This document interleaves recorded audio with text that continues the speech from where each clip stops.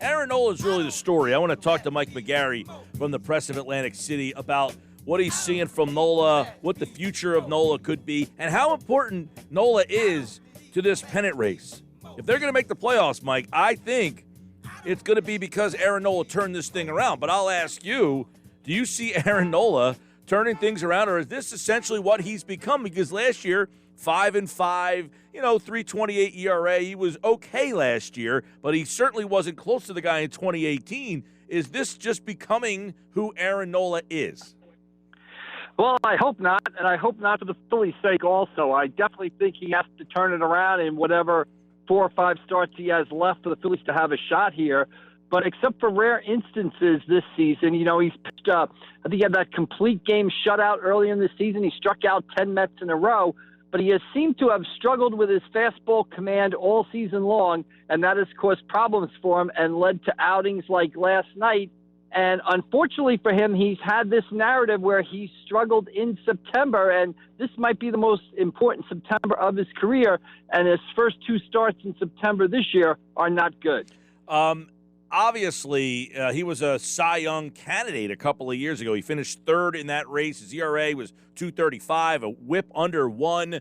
Was that the aberration, or is that a guy that he can get back to?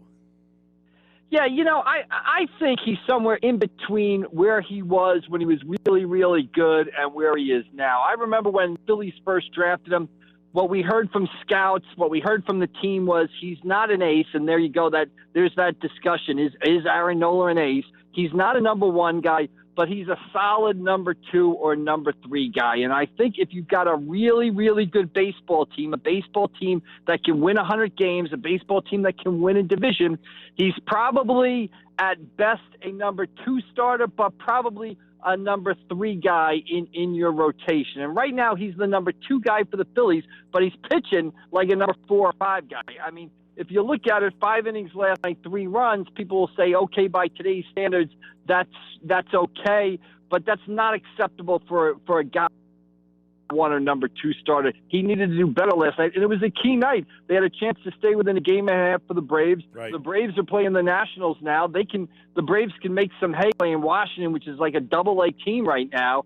And the Phillies better watch themselves because they could be 3.5 back, after tonight. And that you start getting into numbers here that are tough to come back from. Yeah, you tweeted that. I thought tonight was one of the biggest starts of Nola's career so far, not going well. And you said it. He didn't pitch terrible. 3 innings in today's world, 3 innings in 5 innings, 3 runs in 6 innings, okay. But you said he was the opening day starter. They expect more. If you wanted to be your 3 or 4, okay. But then the Phillies needed an upgrade over that. So my question, I guess, moving forward is, if Nola, these last 4 or 5 starts, is this guy, what's his future in Philadelphia?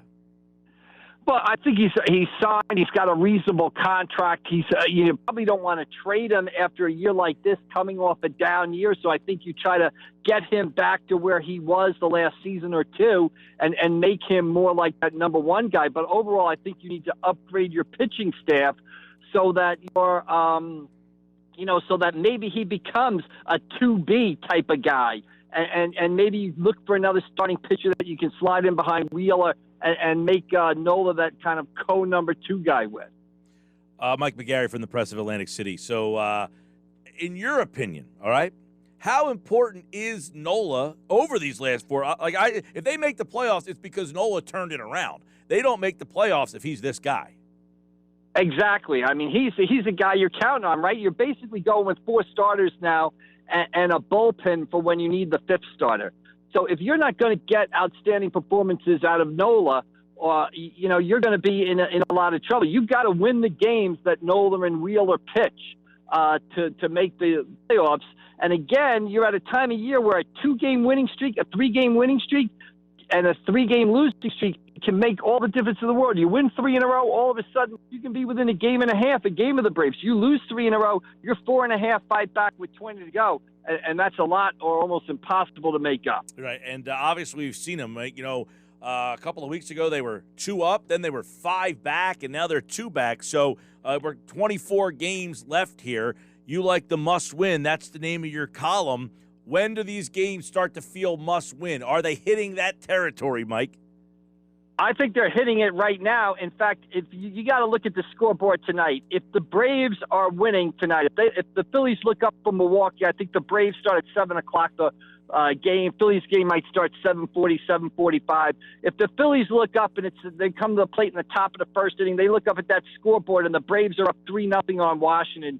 You got to win tonight. You can't afford to fall 3.5 games back. So you basically have to match the Braves at the very least. So, yeah, if the Braves are winning tonight, if the Phillies come to the plate in the first inning, they look up at that scoreboard, and the Braves are up on the Nationals 3-0 or 4-0, then the Phillies it's a must-win tonight because I don't think you can go 3.5 games back in the division and think about winning the division at that point. All right, so they're 2.5 behind the Braves, and then obviously there is one other avenue, which no one really thought. They're actually closer in the wild card. So what's a better path, Mike, the National League East or that wild card round? I still think it's the division because you're chasing one team. You've got Cincinnati and San Diego right there in that tied for that second wild card spot now. St. Louis kind of lurking right behind the Phillies. San Diego has a very, very tough schedule. I think they've got 5 series left with the Giants and the Dodgers, who are going to be playing full out to win that division because neither one of those teams wants to be in the wild card game, right? So San Diego's got a tough schedule there, but I think Cincinnati kind of would be the favorite for that wild card team. So I'd always rather, they're kind of chasing 2 teams for the wild card. I'd rather chase the one team for the division. And I think if you focus on the division and you win enough games to stay in contention for the division, that wild card could take care of itself, basically. Yeah, by the way, the Dodgers are 14.5 games up in the wild card race over the number 2 team, which is San Diego. San Diego and Cincinnati are deadlocked right now for the second wild card, and then Philadelphia. You know that in the National League, the Dodgers, Padres, and Reds, other than the division leaders, are the only teams who have a plus positive run differential. Philadelphia is minus 12. That's after winning 12-0 and then losing 10-0. They went back to 12, but it kind of shows you that there is a little bit of a drop after those top 4 or 5 teams in the National League. So we'll see where the Phillies are. But when you look at Atlanta, what about what they have coming up down the stretch, Mike? Because a lot of people look at Philly and say, well, they have the easier schedule. Yeah, the Philly schedule is very easy. But we've learned very easy on paper, but we've learned from one thing is that the Phillies, often do what you don't expect to do. Like they beat the Woodruff guy on Monday night in Milwaukee. They beat him, 12-0, and then they come back and lose the guy that everybody thought they were going to beat 10-0. The Braves' schedule is challenging in the fact that they've got, I believe, a 3-game series with the Giants coming up. So that's going to be another opportunity for the Phillies to maybe make a run there because the Giants and Dodgers are involved in that struggle for the NL West, and neither one of those teams wants to have their playoff fate come down to a one-game sort of situation. So those teams will be going all out to the final day of the season. So the Braves' schedule is slightly tougher. I still say with 6 games to go in the season, when the Phillies leave Citizens Bank Park to play those final 6 games, I believe 3 in Atlanta and 3 in Miami. Yeah. They better be within a game and a half of Atlanta at that point, or else I think it's going to be awful tough sledding for them. Yeah, real quick, somebody brought this up the other day about Real Buto and the contract you gave him. Do you think the Phillies are regretting that contract? Well, I mean, he's had a terrible offensive year, and he just looks lost at the plate right now. So I know we kind of focus on the starting pitcher because Aaron Nola was the starting pitcher last night, and the starting pitcher of every game is an easy theme to sort of focus on. But, you watch that game last night, and Real Muto just looks lost at the plate. You look at the numbers. He hasn't had this bad an offensive year since 2016. Maybe he's banged up. Maybe he's hurt. Who knows? But so far, he has not lived up to all the signed JT hype that we heard about all last year. He's not had a good offensive year, and he's another guy, we just kind of focused on Nola, but he's another guy, especially, you look at their lineup last night, Mike, they're trying to make the playoffs with, Matt Vreeling in the field, Freddie Galvez. I mean, that was not the lineup of a playoff team. So, they need JT Realmuto to hit the baseball, and so far, he has not responded to that contract with a good year at all. You're right. And you mentioned Veerling in the lineup and a couple others. I feel like the Phillies sometimes, or Girardi, I guess, gets a little, Veerling gives you a couple of nights where he gets a couple of hits. and then he's hitting him in the 5-hole. I mean, like, all of a sudden it's like, let's just try to get, blood from a stone here. And you look at that lineup, Vierling, Galvis, Torreyes, Marchand. I mean, you're right, there's a good reason why he didn't score last night. Exactly. I think, they're facing a lefty last night. They've struggled against lefties all year. They were probably trying to load up on as many righty hitters as possible. But I think what Girardi does and what he's kind of forced to do with a lot of guys out and a lot of guys not performing is he's trying to ride the hot hand, right? I mean, you get 2 hits, you can go from batting eighth to batting cleanup in an awful hurry in the Phillies lineup. So he tries to, the guy has 2 good games in a row. He tries to ride that hot hand. He's done it with Luke Williams. He's done it with Jankowski. He's done it with Brad Miller. He's done it with Ronald Torres. And I think that speaks to, the kind of lack of personnel or personnel problems that the team has had, caused by injuries and guys not performing. I mean, again, look around. The guy they projected to start at first base, Hoskins, out for the year with a abdominal tear. The guy they projected to start at third base and have a big year, Bohm, in the minor leagues because he hasn't played well. JT Realmuto, you projected more from him. He hasn't played well. McCutcheon's been up and down. Someone said to me the other day, I know Girardi takes a lot of criticism, but I actually think for him to have this team, 2.5 games back with 25, 26 games to play, when you look at the guys that are actually out on the field, I think he's done a pretty good job. I mean, he's made some questionable decisions, but I think he's done all right. Well, it's funny because that's what I used to say about Kapler, was I don't know how the hell that team would be around 500 in the wild card race with what he was stuck with. And then Kapler, of course, is now the best manager in baseball, apparently, right? Exactly. Now Kapler looks like Miller Huggins out there in San Francisco, basically. He looks like a genius.